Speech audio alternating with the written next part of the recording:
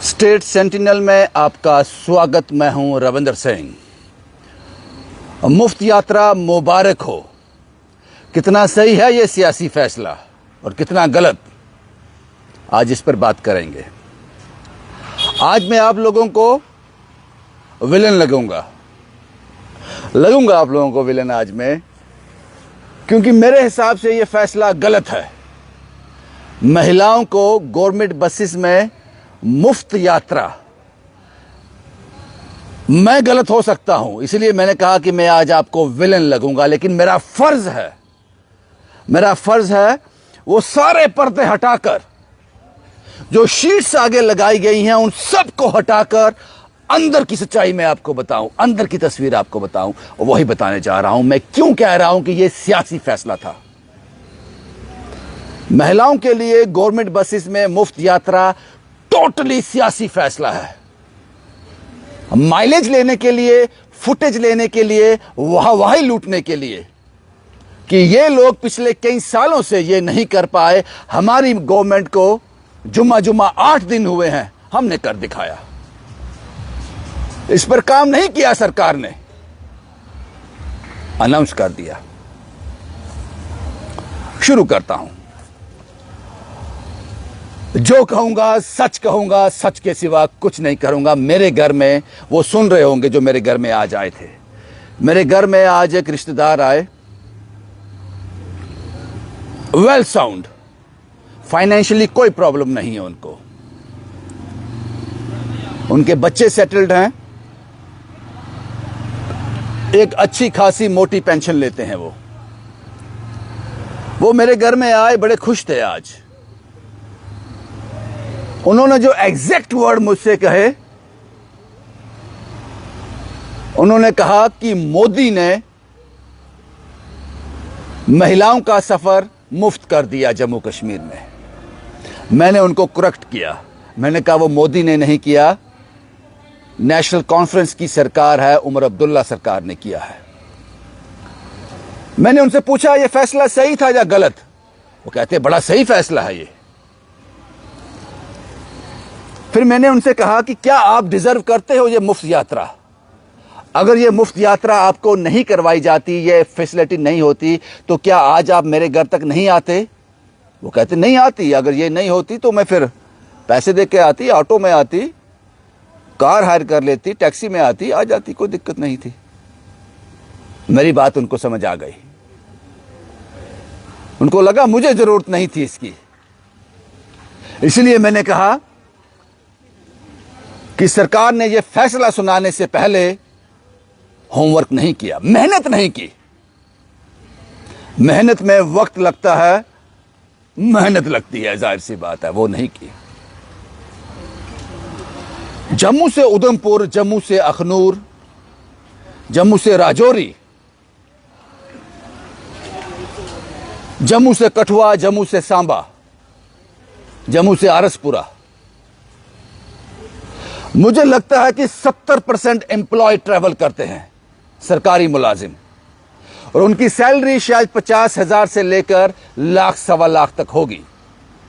उनकी यात्रा भी मुफ्त कर दी आपने। महिला कर्मचारियों की, क्या वो डिजर्व करते थे ये? नहीं। आपने काम ही नहीं किया, मेहनत ही नहीं की। वो सरकारी मुलाजम जो 50, 60, 70, 80, 90 हजार रुपए सैलरी लेता है, उसको आपने फैसिलिटी दे दी। और लोड पड़ा आकर एसआरटीसी डिपार्टमेंट पर। और उमर अब्दुल्ला सरकार ने कहा हम कंपनसेट करेंगे। इतने अमीर हो आप, सीरियसली? हम कंपनसेट करेंगे इसको। इस पर कैप लगना चाहिए था। मैं ये नहीं कहता कि यह फैसला टोटली गलत है, यह सियासी फैसला है। मैंने कहा यह सियासी फैसला है और गलत है। इस पर एक कैप होना चाहिए था।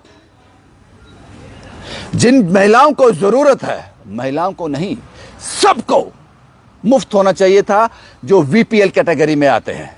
लेकिन उससे पहले आपको यह कंफर्म करना था कि वीपीएल किस किस के पास है।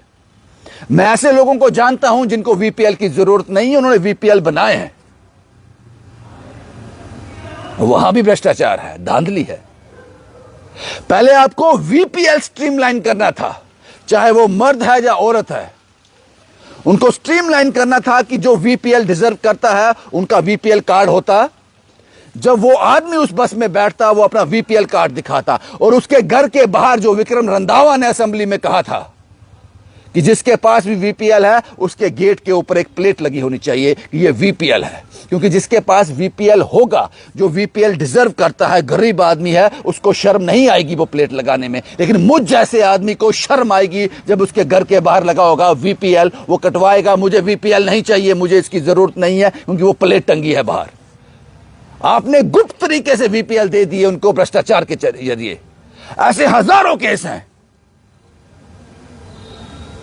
जो वीपीएल डिजर्व नहीं करते, लेकिन वीपीएल है। यह सर्विसेज मिलनी चाहिए थी महिलाओं को भी और पुरुषों को भी, लेकिन जो वीपीएल कैटेगरी के अंदर आते हैं, जिसको जरूरत है। लेकिन उससे पहले आपको वीपीएल स्ट्रीमलाइन करना था, मेहनत करनी थी, आपने नहीं की। क्यों नहीं कैप लगाया इस पर? सबके लिए ओपन क्यों किया? सब डिजर्व नहीं करते। मेरी मां डिजर्व नहीं करती, मेरी बीवी डिजर्व नहीं करती कि वो मुफ्त यात्रा करे, वो अफोर्ड कर सकते हैं। ऐसे और बहुत सारे केसेस होंगे। आपको खुशी मिल गई और सारा लोड किस पर गया? एसआरटीसी पर, जो डूबता हुआ डिपार्टमेंट है। 6th पे कमीशन पूरी तरह से उन कर्मचारियों को नहीं मिल रहा है। 7th और 8th लागू होने जा रहा है, उसकी तो बात ही छोड़ो। 6th पे कमीशन एसआरटीसी डिपार्टमेंट के एम्प्लॉय को अभी तक नहीं दिया जा रहा है पूरी तरह से। जिन लोगों को रिटायर हुए, सालों साल हो गए, जो एसआरटीसी से रिटायर हुए थे, उनको ग्रेजुटी लीव सैलरी आज तक नहीं मिली है। पैसा नहीं है डिपार्टमेंट के पास, आपने फ्री कर दिया। लाखों करोड़ों रुपए का नुकसान कर दिया आपने। सियासी फैसला था अपनी माइलेज के लिए, होमवर्क नहीं किया आपने। जिस डिपार्टमेंट पर आपने बर्डन डाला है उसके एम्प्लॉय की हालत देखी है। मैंने कहा 6th पे कमीशन पूरी तरह से लागू नहीं हुआ, उसके लिए कई बार वो प्रोटेस्ट कर चुके हैं। 7th और 8th की बात छोड़ो, जो रिटायर हो गया उसको अभी तक ग्रेजुटी और लीव सैलरी नहीं मिली। बहुत सारे ऐसे केसेस हैं। आपने मुफ्त कर दिया, सियासी फैसला था। कैप होना चाहिए था इस पर। आप समझ लो, एक जाहिर सी बात है, आपने गरीब का भला किया है ना। सोच लो, मैं वीपीएल हूं,